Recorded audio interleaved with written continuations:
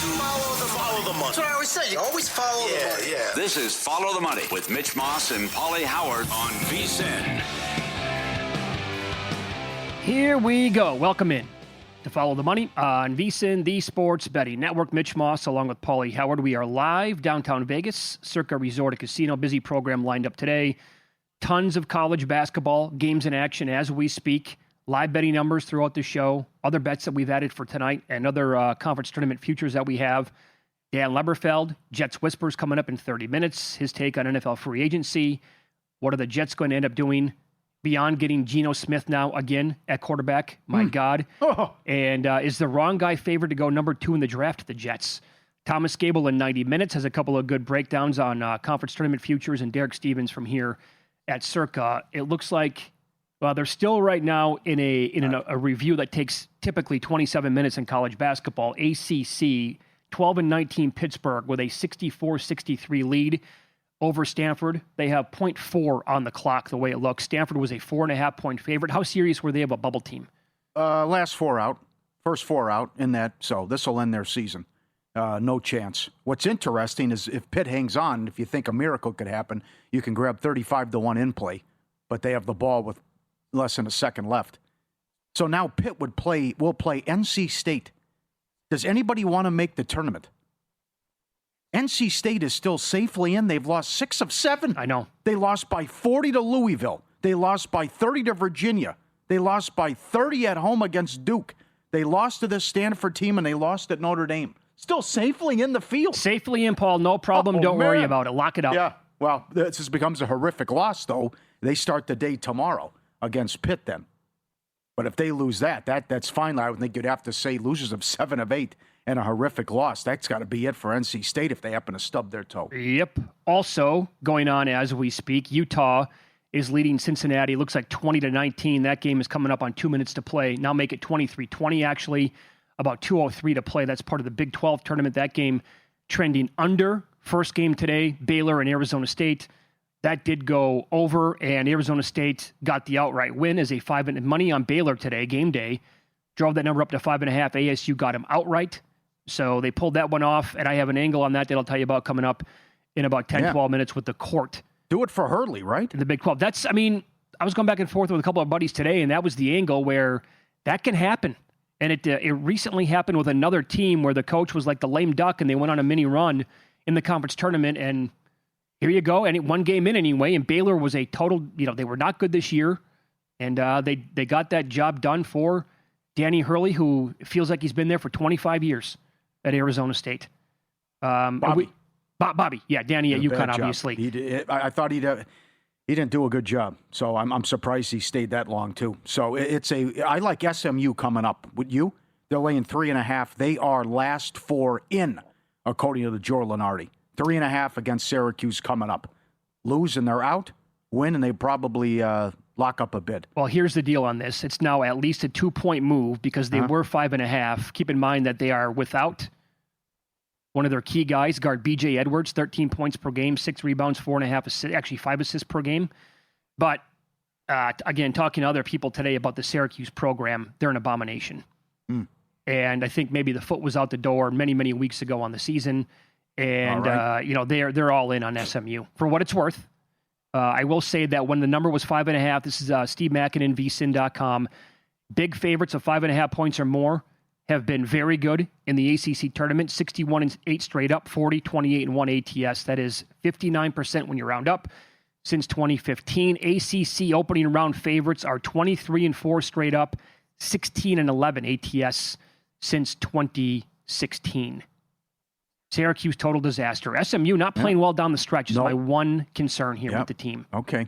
All right. And we do have 5 title games tonight, Pauly. Yep. This is, we might live, if we live to be 90 years old, I don't know if you're going to see a more wild situation than 2 incidents we have going on right now. You mentioned 5 title games, number 1. We've seen this before, but still, Long Island, fins up, already in the tournament. They clinched a spot Saturday. They play Mercyhurst. Mercyhurst ineligible in that title game. One of the worst rules in sports with the transition rule. You have that angle. And then this just came down. Utah Valley is the 1 seed. Yeah. In the WAC. The tournament and games are off the board. They only have 7 teams in their league, but Utah Valley is leaving to go to the Big West next year. They have not complied with a judge's order that they have to put $1 million in escrow with the court. This is agreed upon, their exit fee. They have until 5 o'clock tonight to put the money in. And if they don't, they will come out with a new bracket, and that means no Utah Valley, and the 1 seed is out, kicking them out. Sure. Oh, my God. Now, this would have been something where if you had this news 3 hours ago, before it dropped, it would have been nice so you could attack the betting board and grab some other nice numbers on teams in the conference. But, I mean, I did a cursory look at, obviously books are going to take this off the board now. So you're not going to be able to find that available. Unless there's a book out there sleeping, which I doubt at this point.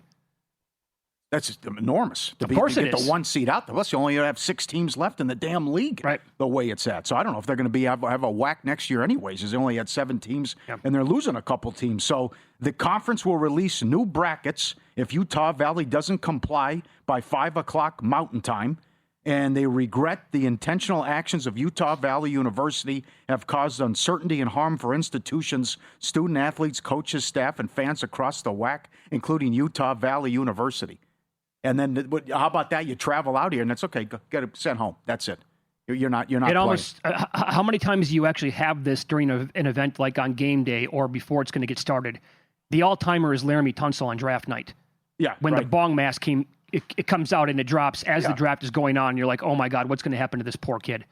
And now, so this is rare. I mean, they waited until right now to bring up the news. That's in that conference anyway, and from a betting standpoint, pretty massive, man. Well, I think they'd assume they'd wire the money in or put the money in with their exit fee. I don't know why they don't think they have to pay the exit fee, which is agreed upon, and then they're leaving next year too. So, did it go final? Did they lose? Here. Yeah. So at least, I will say at least one team played their way in, and that was Santa Clara. That was a great win last night. Joe Lenardi has them now safely in the field, and a little high tonight though in the title game. Gonzaga up to 7.5, so we don't get the Gonzaga-St. Mary's send-off as Gonzaga leaves for the Pac-12. And we'll see if Santa Clara can say, no need to sweat Sunday. We're already in with the automatic bid, if they can beat Gonzaga, and they were swept during the regular season, and the number feels about right. I'll give you more numbers here historically in this conference in a second. This show, Follow the Money, is brought to you by ProfitX. And right now, you can win a free trip worth up to $10,000 during March Madness with King of March. Use the code VSINMM when you go to ProfitX. Again, the code is VSINMM. Mackin and great numbers, again, vsin.com. West Coast Conference favorites. This applies to the semifinal and the championship rounds. Now, it did not go well last night, 0-2 here. But before this year, 22-14 ATS. You can drop to 22-16 after last night. And the sweet spot for betting favorites has been in this tournament between 6 and 12 points. Those teams, which is what Gonzaga falls into tonight, 26-4 straight up, 23-6-1 ATS in the last 30 games. And when the title game, that's the game tonight, but overall totals in the conference tournament of 147 or higher, they're over at a 69.2% clip, 27-12-1. While averaging about 157 points per game. And you got a big total in this game tonight as well. Yep. And I would think you get a huge effort out of Gonzaga after they were sleepwalking yesterday. As they were looked rusty, a lot of time off, and huge favorite. They just went through the motions, beating Oregon State. Are you taking Mercyhurst? I took 5.5. Yeah? Okay. Are you taking Siena? I don't like them.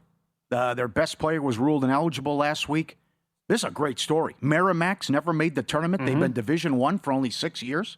So if they can get this done, only their second year in the Metro Atlantic, that'd be great. It seems like there's too much respect for the Saints here. And certainly the issue with that guy was ruled ineligible for Siena. So down to 1.5 now? I don't. It was 4 this morning. I don't get it. Yeah. No. But the other thing is, Siena's been hitting some threes lately. That's the good thing. Okay. Yeah. This is I would take Merrimack in this one, but the other reason to get on Mercyhurst was what we talked about briefly yesterday, but the incredible numbers from Mackin and going back. The dog in the title game in the Northeast is 16-3 ATS with 13 outright upsets. 13 times. Right. And last year, Central Connecticut was laying 11.5 at home, and they lost the game and scored only 43 points. So is it already celebrating? They already know they're in? Or is it this is the Super Bowl for Mercyhurst, and they're on national TV, and they want to show up? Or Rod Strickland did a great job with the Sharks, and they swept them as well. But I think Mercyhurst is live here, but they can't get away from the history in these title games, how the Dogs have crushed it. And for whatever reason, the favorite and the home team comes out flat and tight every year. And I'll give you this. So they played twice this year. Long Island swept the regular season back in early January. They were laying 8.5. They won that game. It was a squeaker, 60-58. And the second time around, they were laying 3.5. They won that one 91-83. So tonight, now 5.5. But again, they're already in. Mercyhurst cannot advance beyond this game. It just seems like the whole thing is super odd, and I can't believe college sports still allows this to happen. But 8.5 the first time, they barely won the game. Yeah. But that was be nice to be inside the locker room too about what these guys are thinking too. Yeah. And also that's just like normal, right? To go out and celebrate Saturday once you're already in and clinched. I do think the Horizon game can be really, really good tonight. Yes, Wright State was awesome in the second half. Yeah, and I thought Detroit was that was a good game. Yeah. Some of these games were really good. We'll get into the CAA title game, and there are some good numbers in that conference. And something I wanted to track, did you look at this new floor today in the Big 12, this LED floor, and how it's impacting the game that's in action right now? I'll break that down for you coming up here on VSiN.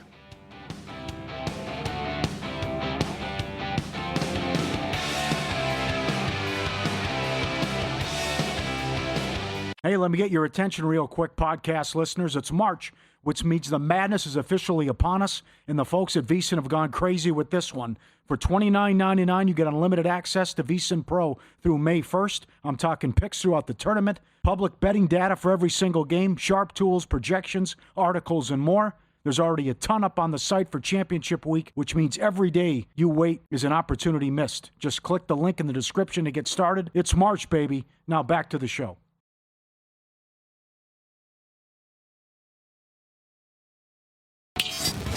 This is Follow the Money on VSiN. So the Big 12 tournament is underway. Again, Arizona State upset Baylor today. The game went over. The first half went over. The second half went over. Obviously, the game went over. We got an email from D. Herbert, ftm@vsin.com, on this, and I did some digging as a result. But he noticed that with this new court, and if you're unaware of this, I just tweeted it out at Mitch Moss Radio, the first time ever that technology like this will be used for a tournament on a basketball court. The Big 12 has this LED glass court that they're using, and it looks pretty sharp when you're watching it on TV, but as you can tell, it changes like colors and the lighting, and so it's glass, obviously. And so D. Herbert said, hey, you might want to take a peek at betting some of these unders in the Big 12 because the women's games were so low scoring. And so when he sent that in, I went and looked up the very top, like the top 7 teams in the Big 12 women's tournament, which was held last week. And now, again, this is a very small sample size. So maybe there's something to it. Maybe there's not, because again, the first game today went over the total. But on the women's side, Iowa State averaged more than 82 points per game in the regular season. They played 31 games. They were bounced in one game last week in the Big 12 tournament. They scored 68, 14 below their average. Oklahoma State averaged 73. They averaged 81.5. They scored 73, 8.5 under in their one game. TCU on the season averaged almost 78 points per game. They made it to the title game, so they played 3 games. They averaged 63 per game, 14 plus points per game under. West Virginia averaged 76.3 points per game. They played in 3 games. They won the whole thing. They averaged 59 points per game, 17 points per game under.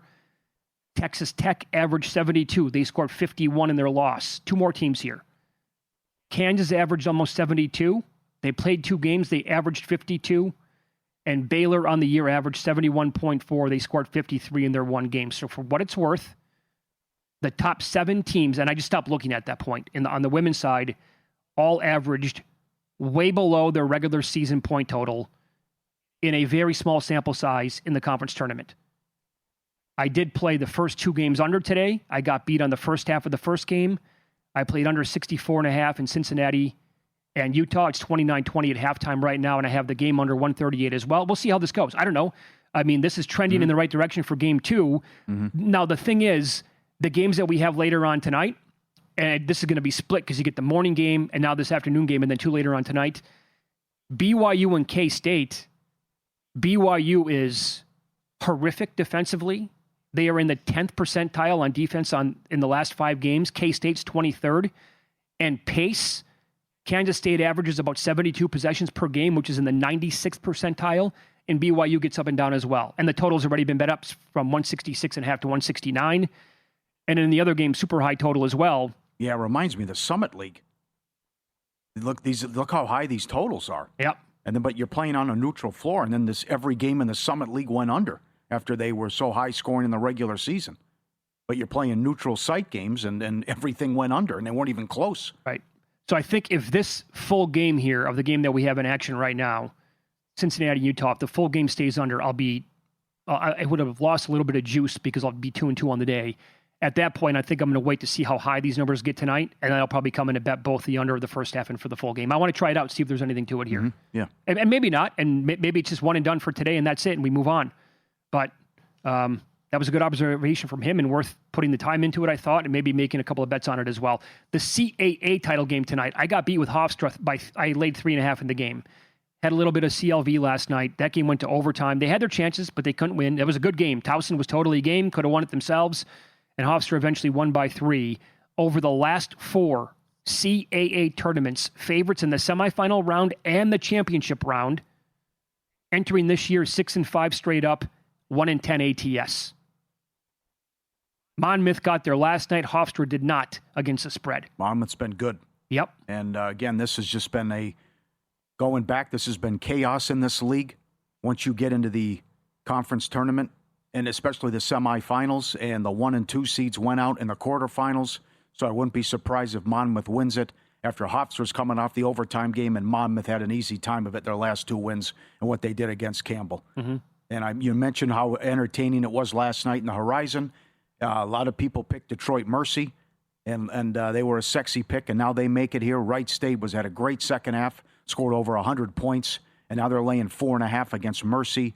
In this one, as I said yesterday, Lenardi has Wright State a 14 seed if they win. And then I love the angle and story with Merrimack. If they're able to do this in the Metro Atlantic, only their second year in the league and only Division I for 6 years. They never made the tournament, taking on Siena as well. And I'm with you with the move. I'm surprised by the move as well, considering the guy that's out for Siena. Well, I would love a Merrimack win by 1, 2, or 3 points. That seemed high, didn't it? Plus 350 or 3-1 to win the league. I got 3-1, yeah. They got a buy into the semifinals. Yeah, that's it certainly did. And some of these other leagues that we're going to have going on as well. Steve Mackinnon has great numbers up, like recent years going back, historical numbers. Underdogs in the opening round of the Big 12, 10-11 straight up, 17-4 ATS. Again, we saw that today with Arizona State covering and getting the outright win. Keep this in mind when they get to the semifinals. We'll remind you later on this week. Favorites are 19-3 straight up, 16-6 ATS going back to 2013 in the Big 12. I did take St. John's plus 210, half a unit to win it. I said this, we kind of disagreed with this. UConn has been terrible at covering numbers, like most of the conference year. And I don't think they should be odds on to win. I don't think they should be any higher than even money. And I think it would be like plus 120 would be a better number. And St. John's at plus 210. I know what happened the last time they played. That was revenge for UConn, and St. John's missed their last 24 shots, didn't score for like 17 and a half minutes, whatever it was. That would be a great final. It would be awesome. Event. You know, you mentioned what happened in the NFL briefly at the top of the show. I can't believe the news with the Jets. I talked to the bartender out here who's a Jet fan. He's devastated. About what part? That Geno Smith is back, and they think, because you go back and look at this, they draft Geno Smith. He's a bust. Matt Sims, Fitzpatrick, Bryce Petty, Sam Darnold, bust. Simeon, Luke Falk, Zach Wilson, Mike White, Josh Johnson, Chris Strevler, Rodgers, Boyle, Taylor, Fields, Cook, back to Geno Smith. And you have the longest drought in sports with the playoff drought, where you can't. What? I mean, this. Now, I'm not saying there were great guys out there, but that you're running it back with Geno Smith. And after he was a bust, and again, I can tell you this: you're not selling one ticket on this move. No one can get excited. No, and God, if you no. just want to kick the can down the road because the draft is loaded next year, I mean, maybe it's a positive that Moore went back to Oregon because it sounded like the Jets were going to take him, and that was probably wasn't going to work out. But they can't get it right in the draft. They can't find their quarterback, and there's now no hope moving forward. And you're not selling one ticket with this news today. Hey, great news! We're bringing back Geno Smith. We traded for. Remember the glory days? Oh my God! Let me sign up for season tickets. When did they take Matt Sims? He was not a high draft pick, was he? Yeah, I got him after Geno. Yeah, he started a couple games. Him. Yeah. Wow, that was their order. Yeah, I would say this. I forgot about Chris Strevler too. I think he started 1 or 2 games as CFL kid. I think clearly the move here for the Jets, they have 2 first-round picks sitting at number 2 and number 16. Unless they fall in love with Mendoza in the next month and they make the absolute godfather offer to the Raiders that they can't refuse, I'm not going quarterback in the first round this year. You taking Ty Simpson 16th? God bless you.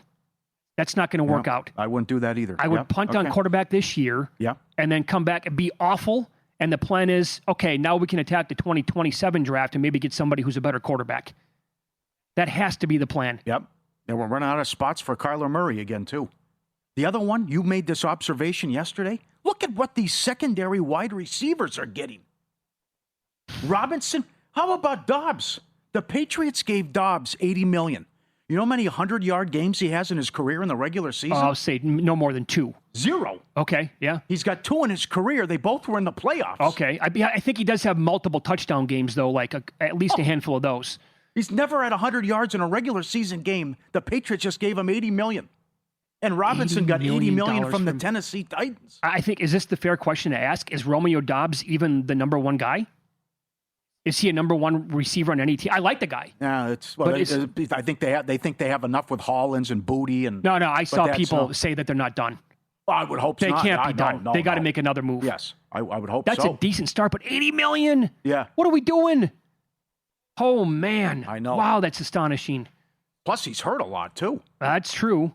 Where's that big helmet?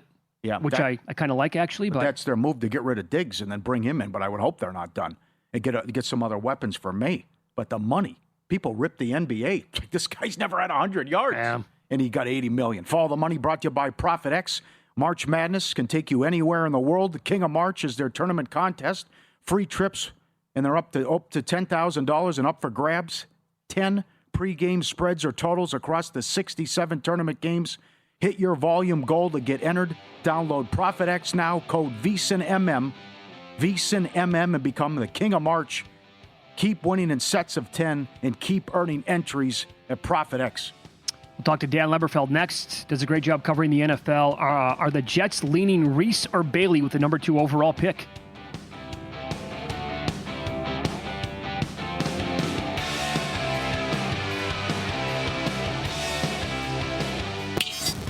This is Follow the Money on VSIN. Follow the Money is brought to you by Profit X, and right now you can win flights and hotels anywhere you want, up to $10,000 with their King of March contest. Sign up with the code VSINMM at Profit X. Right now we go out to the Progressive Guest Line. Dan Leberfeld, kind enough to join us here on a Tuesday at Jets Whispers on X, Jets Confidential Magazine as well. Dan, thanks for the time. The big news today from the team that you're closest to, the New York Jets, went out and traded a 6th-round pick for Geno Smith. I'm guessing the Jets Nation pretty fired up about this move, huh? Well, obviously not. The last time I was around Geno Smith covering the Jets, he got punched in the face by a defensive lineman and broke his jaw because, and I'm not taking sides in that, but Geno supposedly didn't show up to the guy's charity football camp in Texas, and the guy punched him in the face. That's the last memory I have of Geno with the Jets. But you know what? Let's look at it this way. I'm taking a different approach on this. If you're in the NFL and you need a quality backup quarterback, if you could get a guy who has 98 starts in his career and you're paying him $1.3 million and you give him a 6th-round pick for him, let's say Geno's the number 2, right? Would you do that? Would you give up a 6th-round pick for a quarterback with 98 starts to be your number two in a league where you often have to play your number two? I know that's a different way of looking at it, but would you do that? No, because I think the Raiders were going to cut him anyway. Well, the Jets are spinning it that there were other teams that were interested. But the point here is that I don't think it's a great idea. Obviously, the fans are not going to be excited about it. Not that you govern by public opinion polls, but, look, it's interesting doing a research on this. Geno's record the last 3 years in Seattle, 9-8, 8-7, 10-7. Would the Jets sign up for any of those records as a team that's missed the playoffs 15 years in a row? In a heartbeat, yeah. Yes. Yeah, but that ain't happening. If he's the number two, who's the star? Do they sign another guy? Could they go Simpson in the draft? What's the thinking there? Well, I think they're going to sign another guy because they're only paying Geno $1.3 million this year based on a renegotiated contract, with the Raiders picking up most of that ridiculous contract that they gave him a year ago. So $1.3 million, you can go out and get another quarterback. Carson Wentz has that background with Frank Reich from Indianapolis. And if you really look back at that season when Frank and Carson Wentz were together in Indianapolis, Carson Wentz wasn't bad. I think they got rid of him that year because of the COVID vaccine. And that was Jimmy Irsay was still alive, and Carson Wentz wouldn't take the vaccine. And that was a really polarizing issue back then. Carson Wentz was not terrible that year in Indianapolis, if you guys recall, for the Colts under Frank Reich. So they could go out and sign Carson Wentz for no money and let Geno and Carson Wentz have a competition for the job and still go out and draft the Ty Simpson in this 2026 selection meeting. Okay, so the clinging right now to the number 2 overall pick, assuming they hang on to that, right now in betting markets, Reese from Ohio State is a minus $2 favorite here, or $2 favorite, to go number 2 overall. Meanwhile, David Bailey from Texas Tech, edge rusher, awesome with the Red Raiders, he's about 2-1. Are you hearing anything there who they might be leaning towards at this moment? Well, they signed 2 edge rushers in free agency, but neither one of them have gaudy sack totals. Joseph Asai coming over from the Bengals, and Kingsley, I don't want to butcher his last name, coming over from the Green Bay Packers. But, when you're a 6-7 sack guy and you go to a new team, no one should expect you to be more than that. So they still need a game-wrecking edge rusher. David Bailey's the more established edge rusher, put up really nice numbers for Texas Tech this past year, I believe 12.5 sacks. So I think that you could see them picking David Bailey at number 2. I'm not ruling out the other player. I just don't know if you pick an off-the-ball linebacker at number 2, what kind of edge rusher do you expect it to be when he hasn't done a lot of it? Fair enough. Good. Okay. So how about some moves that you liked so far in free agency? And I know you're high on what the team out here did. Your thoughts on the Raiders? Yeah, I mean, the thing about when you look at Max Crosby, what's the old saying? We can lose with you, we can lose without you. Now, I'm not blaming Max Crosby for the Raiders' struggles, but they lost a lot of games with him. And you know what? No one will say this out by you because he's so beloved, and he's a good guy, but he turned him into a little bit of a locker room lawyer. I mean, let's be honest about it. Mm-hmm. With Crosby, he pushed McDaniels. He was involved with getting Josh McDaniels out of there. He pushed for Antonio Pierce, and then Antonio Pierce was gone. And then the whole thing with the guy that Tom Brady's good friends with, Guerrero, mm-hmm. all the stories about him not being happy with Guerrero. So Max can be a little bit of a drama guy, but here's the thing about that. To trade Max Crosby for 2 first-round picks, and then the Ravens don't have enough money to re-sign Linderbaum, so you turn around and sign Linderbaum to give your rookie quarterback. When I say you, I hate saying that because it sounds like you guys are Raiders fans, but I was talking more from a Raiders perspective. To go out and get Linderbaum to be the center, they're going to get Colton Miller back at left tackle, and I wouldn't be surprised at 14 if they picked the best right tackle in the draft. That's where the right tackles kind of land, like the Alabama kid, as far as right tackles. So you can have bookend tackles and Linderbaum at center for Mendoza, who's a good prospect but not the most mobile guy. And then they go out and get a really two really good linebackers in Quay Walker and the Kobe Dean. They get an edge rusher who's not as good as Crosby, obviously, but he's pretty good in Kwity Paye. Yep. They signed an underrated receiver in Jalen Naylor, who did really good work for Minnesota. And to get a 6th-round pick for Geno when you were going to cut him anyway, I kind of like what the Raiders are doing in free agency. Mm-hmm. So pretty much everybody in the know, so to speak, if you watch ESPN NFL Network, they're, connecting the dots basically and saying that they would bet on Kyler Murray going to Minnesota as his next stop. Do you agree with that? Well, that's, some of the leaks out of Florham Park, or the Jets that the Vikings were interested in Geno, and that's why the Jets had to give up the 6th-round pick for Geno Smith to make sure they got him in the building, which sounds weird to make sure you got him in the building, considering his career's been so up and down. But, Kyler Murray, I don't know. I mean, I don't understand when people act like he's the best guy available in free agency. Sometimes you wonder if some of these people watch these quarterbacks play when they talk about Kyler Murray being in demand. We're talking about a 5'10" quarterback who, if you trap him in the pocket, he can't see the field. And that happened in so many games. But, maybe KOC, Kevin O'Connell in Minnesota, who's a really good play caller, figures he can come up with a good package for Kyler Murray. But you know what? I always say this on SiriusXM. There's not a Tom Brady tree out there where you could pluck a Tom Brady off a tree to play quarterback for you.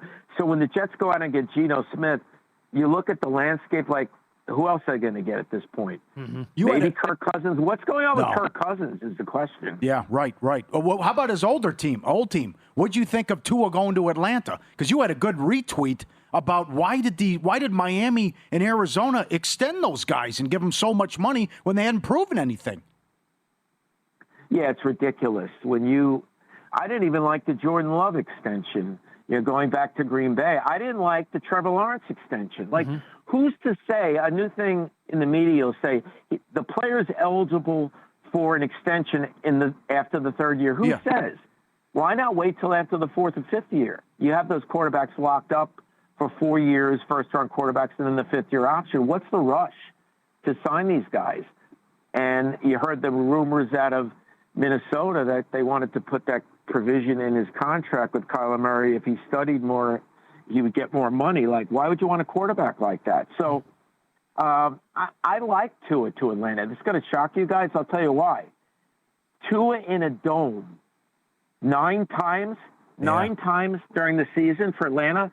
The 8 or 9 home games, depending on which year you're in with the 17-game schedule, and then at New Orleans. Tua in a dome without wind or snow or rain, I kind of like him. Okay. In those conditions. I don't like him in Buffalo playing a road game. But if you have 8 or 9 or 10 games in a dome, Tua, to me, could be okay in a dome with no weather. Great stuff, Dan. Follow him on X at Jets Whispers. Thank you for the time. We appreciate that. Anytime, guys. Appreciate you. Dan Leberfeld here on the Progressive Guest Line. Yeah, he's been terrible in cold weather. That's an interesting angle on Tua. Follow the money brought to you by ProfitX. Win 10 pregame spreads or totals across the 67 tournament games. Hit your volume goal and you enter to win a free trip of your choice. Download ProfitX, create your account, use code VSINMM, win 10, hit the volume, earn your shot. Only on ProfitX. Code VSINMM. Create your account and download it now. Good luck. Win, lose next. 8 more teams have double revenge tonight in college basketball. We'll tell you if it's been profitable so far in conference tournaments, and you will not believe what the Clippers accomplished. Pauly with the details coming up next here on VSiN.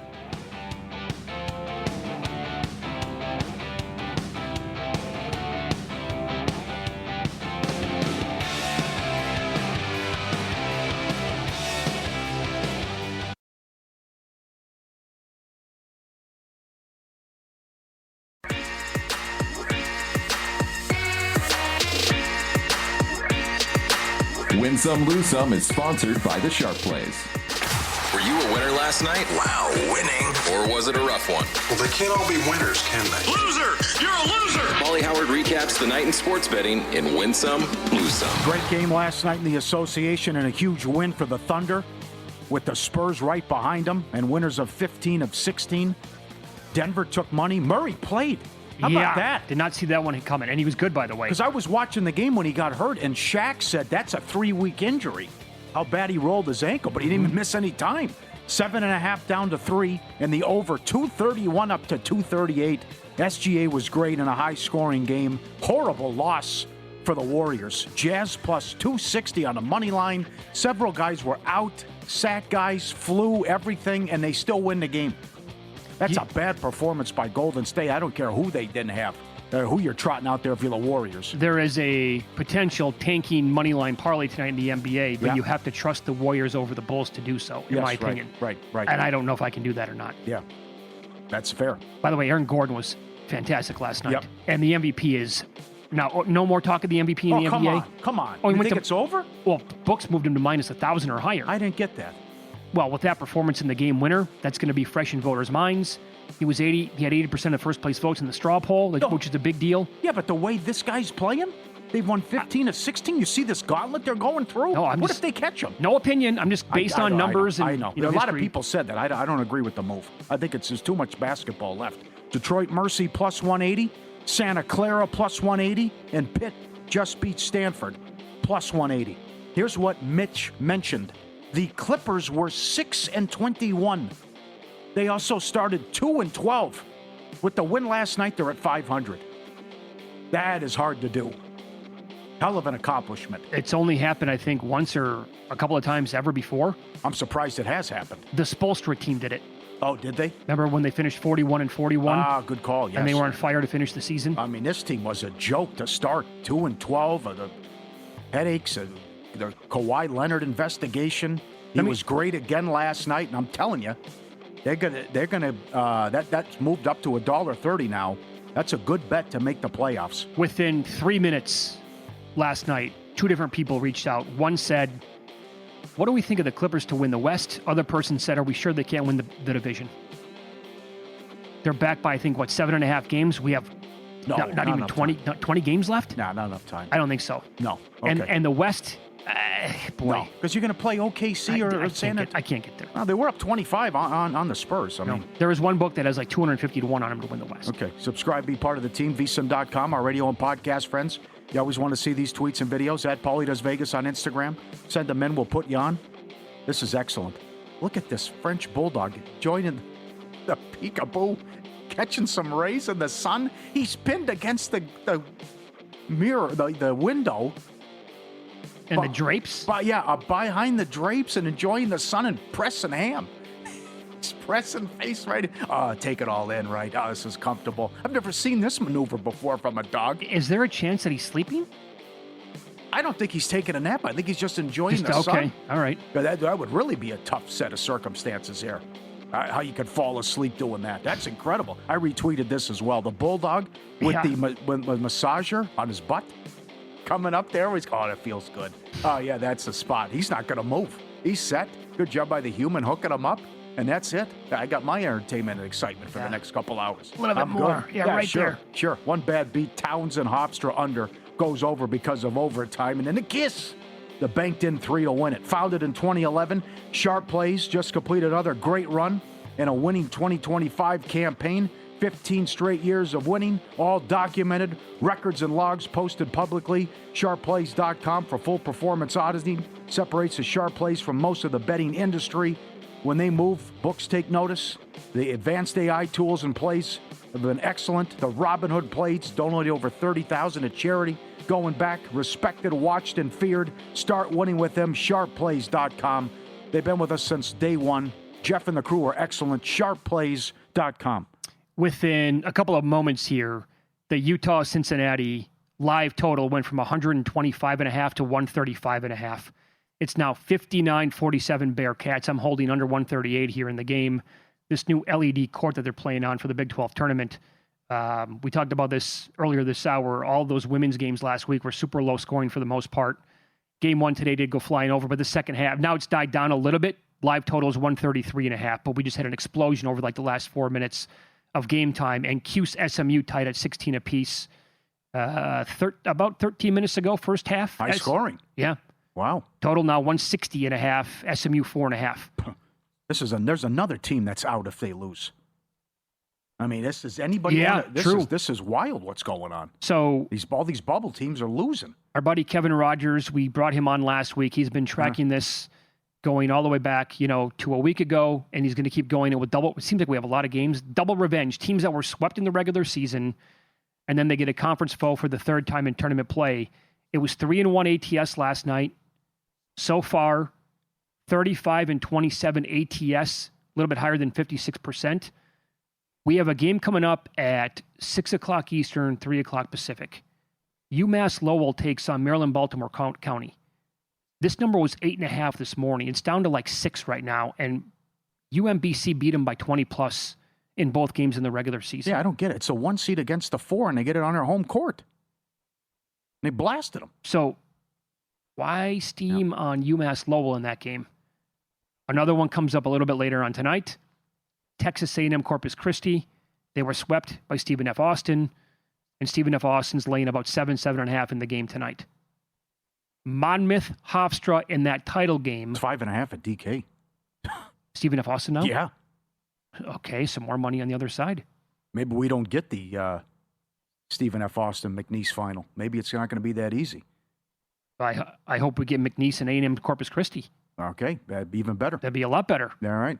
Hofstra's, are you still seeing 4 right now? They were 4 this morning against Monmouth. But again, Hofstra's one of the teams that did not cover last night. Again, laying 3.5 or 4. Now they're up to 4.5 against Monmouth, but against Towson, and they won by 3 in overtime. For the record, you also have Jacksonville State tonight. Siena, they were swept by Merrimack. Santa Clara, Portland State. How about Portland State, swept by Montana, but yet full year, one of the best teams in the country covering numbers. Yeah, they were good at home, but they had their issues away from home. And I don't trust them tonight. Okay, and Eastern Idaho, also double revenge. You don't trust Portland State laying the 3? No. Okay. No. Do you have any? Did you watch a lot of that St. Mary's game last night? A little bit. Man, I watched almost every single second. I never had any action on it. Santa Clara, I don't want to get. I've seen them play a couple times this year. They were absolutely fantastic in the second half. I know you sent this in. You took a screen grab during the broadcast. It's hard to believe in a league that good that they've only had 3 bids 3 times in the history of the conference. Yeah. I guess it points to they can't beat Gonzaga and St. Mary's, and they dominate the league. But Gonzaga, St. Mary's, BYU, San Francisco made it one year. San Diego made it one year and won a game in the tournament. That's right. But this is, again, it's only happened one time in the last 13 years that they're going to get finally 3 teams in. Man, the team basketball, again, St. Mary's, they're really good.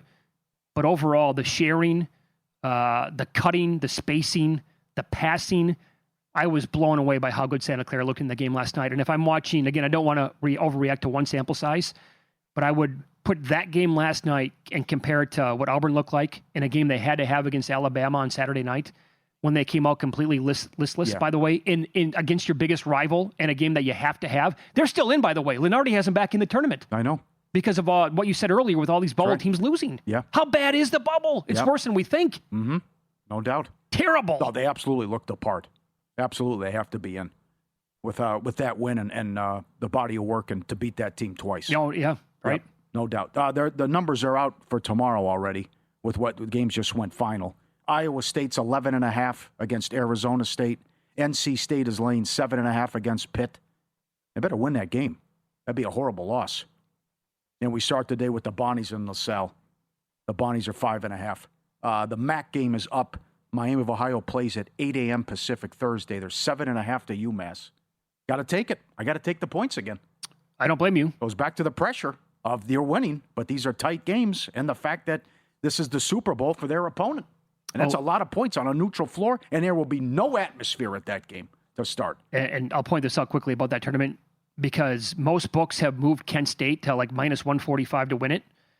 BetMGM, who did I say? You said Kent State, Akron. Akron. What? How did I say Kent State? Akron. Hello. Most books have moved them to like minus 145. I found minus 110 today at BetMGM. Now that is incredible. That this team is undefeated and the talk of the mid-majors, yet there's a team in their league that's ranked 30 spots ahead of them in KenPom. Yeah. That's what they think of Akron, who lost a close game, and that's their only loss in league. So not to mention the close to home if that's the title game. If we get Akron and Miami title game, what's the money line?